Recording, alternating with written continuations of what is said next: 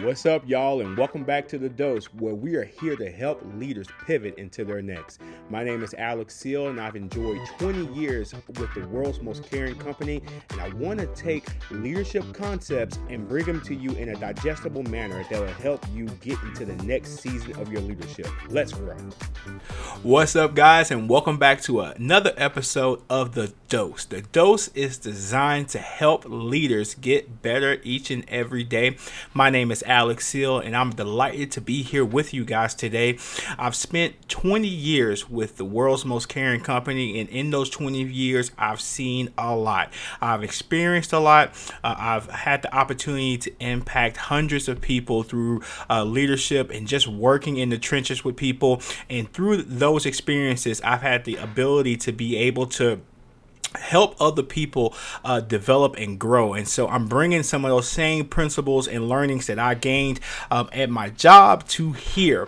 On today's dose, we're going to be talking about conflict resolution. But before I get into this topic, because it's something that we all deal with, right? We all deal with some level of conflict day to day, week to week in our jobs, in our organizations. But before I do that, I want to invite you guys to our monthly Lead Better. This month on July 28th, we're going to have Chick-fil-A operator Eric Cinco come on and talk about his journey from being a restaurant leader to now being a owner operator of his own Chick-fil-A. This is something that you don't want to miss. If you're interested in becoming a Chick-fil-A operator, if you're interested in just developing your leadership skills and what it takes, the type of mindset it takes to be a owner operator, this is something you definitely want to tune into. You can head over to www.tpenow.com and get registered for this event. That's www.tpenow.com, and it's 100% free. So you just go over to the website, register. The event is July 28th from 7 p.m. to 8 p.m. We're going to have Eric on, and he's going to be talking about his journey, and we're going to be asking him questions that are geared towards helping you succeed in your journey of leadership. So we're super excited about that, and we would love to have you. But as I was saying, today's dose is going to be all about conflict resolution, and I believe that when we approach conflict, again, this is something that's going to happen. If you're working with two or more people, three people, in my case, the team that I have the opportunity to serve is 220 people with different backgrounds and different ways of thinking and just different situations that they come from. There's going to be conflict. There's going to be difference in thought. And if you approach conflict with the appropriate strategy, and if you approach conflict with the right thought process in mind, you can help take that conflict from a problem to an opportunity, to a teachable moment, to a time where you can help your team advance and get past certain hurdles. And so I'm going to go through 3 points really quickly. If you're taking notes, this would be a good time to maybe pause and get you something to write with, or get the notes app on your phone out to take some notes down to figure out how can you incorporate these items into your leadership. And so number one, I want you to think about identifying the source and addressing the issues early. Identifying the source, getting to the bottom of what the actual issue is, and then address it swiftly. Address it quickly. Get some speed behind when you have a problem. Okay, so you want to do a root cause analysis. You want to be able to determine those underlying things that is really causing the conflict. A lot of times when we're presented with a conflict forward facing, we're dealing with the symptom of a larger issue. Whatever the problem or rub is that's existing on the shift or within the organization, there's usually a deeper rooted issue. So you have to be able to ask the right questions. You have to be able to listen to all parties involved to be able to make an informed decision or give informed feedback on the issue. But you got to get to the root of it. If you keep just covering up the symptoms, the root is going to continue to cause issues in your organization.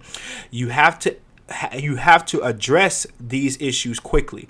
The longer you wait to address something, the less impactful it is when you go to address it. Number one. Number two, you allow things to fester longer than they should. And then number three, you look you look less responsible or inadequate as a leader if you continuing to let certain things happen and certain problems exist without addressing them. And so you want to act quickly, and it's important to act quickly, and it minimizes your ability to allow escalation the escalation of the problem in your organization. Typically, conflict is also married with team issues. The conflict might be a work-related issue that could, if not addressed quickly, could translate into personal problems between other team members. So it's really critical that you get on top of addressing those things as fast as possible. After you gather that information, you get to the root, get to addressing what the issue is. The next component of identifying the source of the conflict early is clear communication. When you you understand who's involved, you understand the parties that has created the problem, making sure that you're clear about your expectations, and so you don't get misinterpreted. There's a lot of times where you go to address things, and I'm guilty of this. As a younger leader, you go to approach to solve a problem, but you want to be nice about it and you want to skirt around it a little bit, and that's okay as long as you get across what it is that you're wanting to address. Sometimes we get caught up in being nice and not wanting to hurt somebody's feelings where we don't truly address what the issue is. So we've really got to get to a place where we truly are addressing what our issues are so we can move forward from them as best as possible. The next component of conflict resolution is going to be negotiating and finding common ground. And there's a few things you can do to do this. Number one, you have to be an active listener. You have to actively listen to all parties involved to be able to hear what they're saying, what they're not saying, understanding their body language, and then also just gives you the opportunity to express empathy, to understand maybe why an individual did what they did or they positioned themselves to do what they were doing.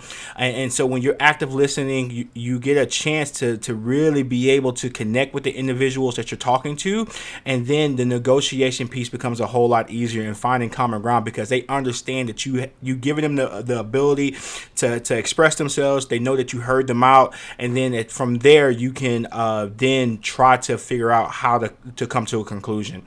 Collaborative problem solving, including more people into the equation, particularly the people who presented the issue or the conflict, giving them opportunity to be able to be a part of the conflict resolution, asking them the question, what would you do in this event? How would you handle this? How would you like to see this handled? Now, if they give you an answer that conflicts with what your expectations are, then you have to insert your own answer. But a lot of times people know what the right answer is. If you've trained them, if you've selected the right person, they understand where the fault in their actions is, and then giving them the opportunity to be a part of the solution or the problem solving in this area gives them some buy-in, gives them some ownership and some autonomy in the actual solution, and they'll be more bought into being able to walk those things out. And then the last piece in this one line is going to be compromise and flexibility. You have to be willing to compromise and show flexibility in your negotiation with those individuals, aiming to reach agreements that respect all of the interests of everybody that's involved. When it comes down to policy and procedure things, there's not a whole lot of wiggle room when it comes to this particular item. But when it comes down to other interpersonal issues that happens on the team, you're gonna that flexibility is going to show that you're willing to extend grace, that you're willing to do certain things to ensure that everybody walks away from the conflict happy with the resolution. So being given some of that flexibility is going to help. And then the last piece, and this is very important. Okay, you can do everything right on these first two, but if you miss this one, your entire message might be missed. But you've got to maintain professionalism and composure under pressure. I almost fell victim to this from a situation that happened today, actually. Something what happened on a shift that I didn't particularly agree with, and it frustrated me because it was something that we has been seeming to have an issue with, a reoccurring issue with, and I just don't feel life of me, it was like, why are we still doing this? Why do we keep doing this? And I wanted to respond in the moment. Now, I know I did talk about responding swiftly, but respond swiftly after you've gotten your emotions in check. And this is all in the area of maintaining professionalism and keeping your composure and keeping calm under pressure. And the first piece of this is emotional regulation. Develop techniques to manage emotions effectively, such as deep breathing, mindfulness, and taking breaks when needed. I needed to separate myself from that situation in order for me to appropriately respond to the individuals that I felt like played a part in creating the issue. And so when I get ready to address it, I'm in a better frame of mind to be able to tackle what I think needs to happen. Now, I'm not going to let no more than 24 hours pass before I say something about it, but I've gotten some composure. I've gotten my head clear. I'm able to not speak from a place of frustration, but from a place of to be able to give constructive criticism. And hopefully that's going to land a whole lot better than it would if I was frustrated. I used to think sometimes coming in with that frustration is going to get your point across even better. But what actually happens is people start to focus on the frustration and not focus on the message. And so I would rather people focus on the message and understand what they were doing wrong rather than focus on me being mad or me being frustrated. Respectful communication. Maintain a respectful tone and language, even during heated moments, to foster a constructive and professional atmosphere. Same thing here.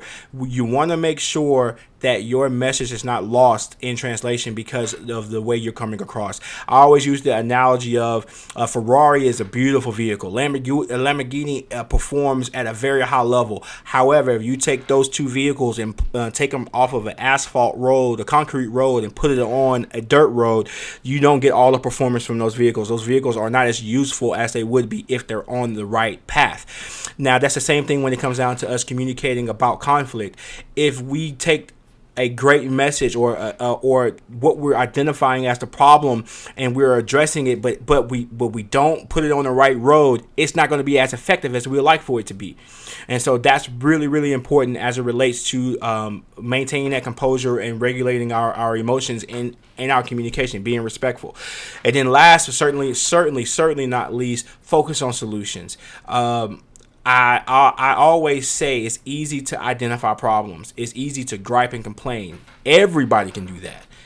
But it takes the leader to be able to come up with a solution and being able to communicate that in a way that connects and resonates to the people that you serve, and for them to really want to be able to make a change or make meaningful things happen in the organization.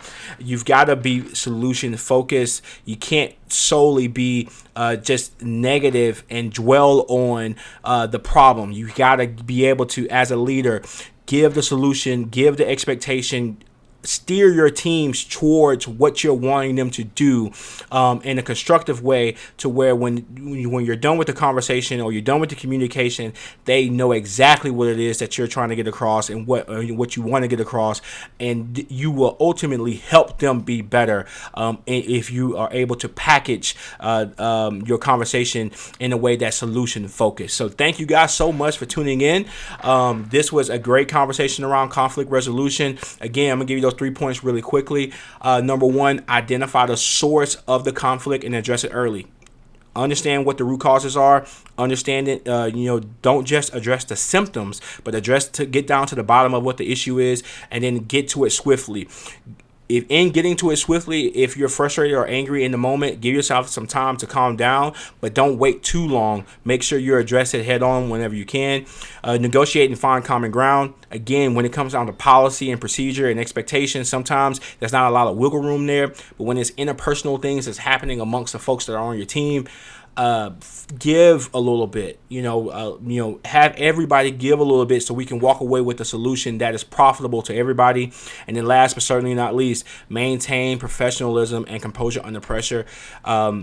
People oftentimes do not remember the words you say, but they remember how you make them feel. And so when you're in these conversations, there's already a level of angst and tension that might exist in the conversation because there's conflict. Don't add to that by letting your emotions or your integrity be compromised because you allowed yourself to get angry or allowed yourself to get frustrated during the course of the conversation. So thank you guys so much for tuning in. Hopefully these things will help you resolve conflict better in your organization or in your restaurant. I would love to hear about what you guys are doing to resolve conflict. It might be something different that I've said here. Please put it in the comments. If you're watching this on YouTube, if you're watching this on LinkedIn or Facebook, I would love to be able to hear what your comments are and what your commentary is around this. Definitely, this is something that all leaders face. We all face some level of conflict, and this method isn't exclusively applicable on at work. You can also use this in your personal life when you're talking about resolving conflict. There's a lot of applicability there as well. So thank you guys again so much for tuning in. Oh, and don't forget to sign up for Lead Better July the 28th from 7 p.m. to 8 p.m. Chick-fil-A operator Eric Cinco will be on the line with us, and he's going to be sharing his journey from restaurant leader to restaurant owner. And so I would love to have you guys be a part of that. Head over to www.tpenow.com and get registered for free for that. And until next time, TPE family, peace. What's up, guys? Here at the TPE, we're much more than your ordinary coaching brand. We're a team of coaches that have boots on the ground, who have real world experience in the area of running big business. And so let's get connected. Head over to tpenow.com and see how we can help you and your leaders pivot into the next.